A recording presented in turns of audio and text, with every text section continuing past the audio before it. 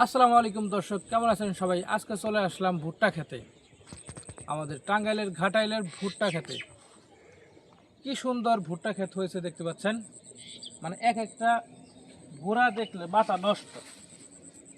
মাথা নষ্ট করা পাতা হয়েছে, তাহলে এর ফলনটা কতটুকু হতে পারে আসেন দেখি, আরও যদি দেখানোর চেষ্টা করি।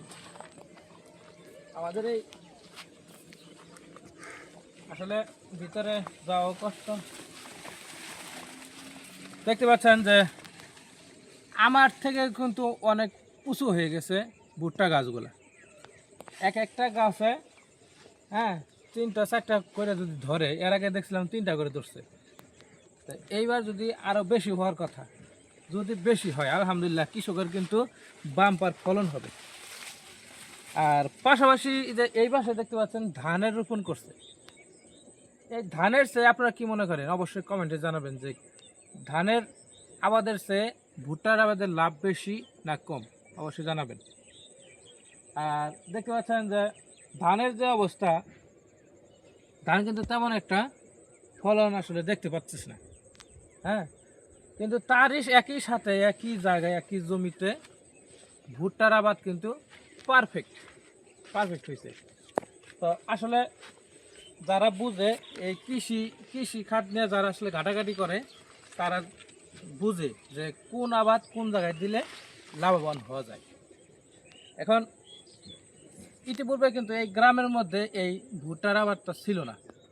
বর্তমানে একজন উদ্যোক্তা এখানে ভুট্টার আবাদ করে হাজার হাজার টাকা লাভবান হয়েছে বিদায় আজকে কিন্তু প্রায় চড়ার যে প্রায় মানে 40% জমি আজকে ভুট্টা আবাদ দিছে সবাই। কারণ ভুট্টাতে লাভ বেশি, এখানে আপনার লসের সংখ্যা কম। কিন্তু এই ধান যদি দেখায়, যে ধান হলো লাভ থাকতে পারে, লসও থাকতে পারে। কারণ কীভাবে বলি, যে ধান কিন্তু পোকা আছে না, পোকায় কিন্তু খেয়ে ফেলায়। হ্যাঁ, কিন্তু এই ভুট্টা কিন্তু যদি প্রথম থেকে সংরক্ষণ করা যায়, সুন্দরভাবে পরিচর্যা করা যায়, তাহলে 100% ভুট্টার কোনো লস নাই। কিন্তু ধান আপনি যতই পরিচর্যা করেন, যদি পোকায় ধরে তাহলে ওইটা আর ফেরাতে পারবেন না, তখন কৃষকের লস হয়ে যায়। ঠিক আছে, যাই হোক, অনেকের হয়তো ধান চাষের জন্য উপযোগী, কিন্তু আমি আসলে এটাই ভালো লাগলো যে এই গ্রামের ভিতরে ইতিপূর্বে আমি এই ভুট্টার আবাদটা দেখতে পাচ্ছিলাম না। এত সুন্দর ভুট্টার আবাদ হয়েছে, যদি একটু দূরে থেকে দেখো তো। হ্যাঁ, মানে এত সুন্দর ভুট্টার আবাদ হয়েছে দেখতে পাইতেছেন, যে প্রায় 40% জমিতে কিন্তু শুধু ভুট্টা আর ভুট্টা। ঠিক আছে, মানে ধানের আবাদ 60%। হয়তো বা ভবিষ্যতে দেখতে পাবেন যে পুরা যে চড়ার জায়গা রয়েছে, উঁচু জায়গা, মানে দোআঁশ মাটি, বেলে মাটির যে মাটিগুলো রয়েছে, সব মাটিতে সামনে এই ভুট্টার আবাদ দেখা যাবে। তবে ভুট্টার আবাদ করলে তারপর শেষে ধানের কি গতি, ধানও তো লাগবে নাকি? পেটের ভাত গেলে তো ভুট্টা দেওয়া হবে না, ধানের দরকার আছে।